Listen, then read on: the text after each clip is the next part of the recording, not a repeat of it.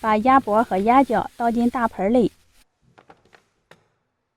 用流动的清水多冲洗2遍，洗干净。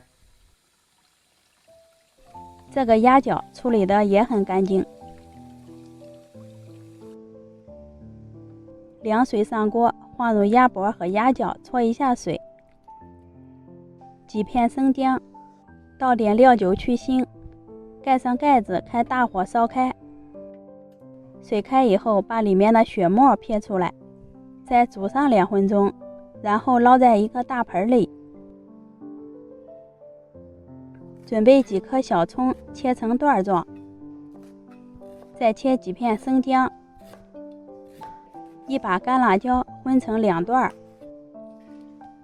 放入1节桂皮、八角、几片香叶、一把花椒备用。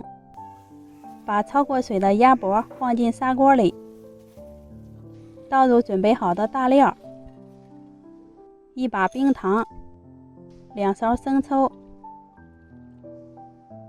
半勺老抽，倒入1瓶500毫升的啤酒，再放1勺甜面酱，最后加入清水，没过食材就行。盖上盖子，开大火烧开，转小火慢炖1个小时。这是炖了40分钟的效果，看看香不香？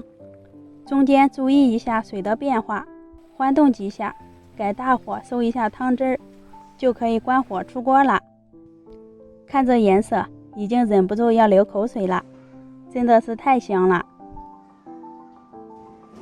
咱们的鸭脖就做好了，掰开看一下效果。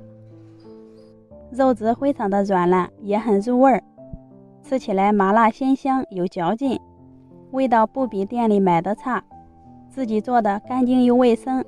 喜欢的朋友可以在家试一下，帮忙转发收藏，谢谢您的观看，我们下期见。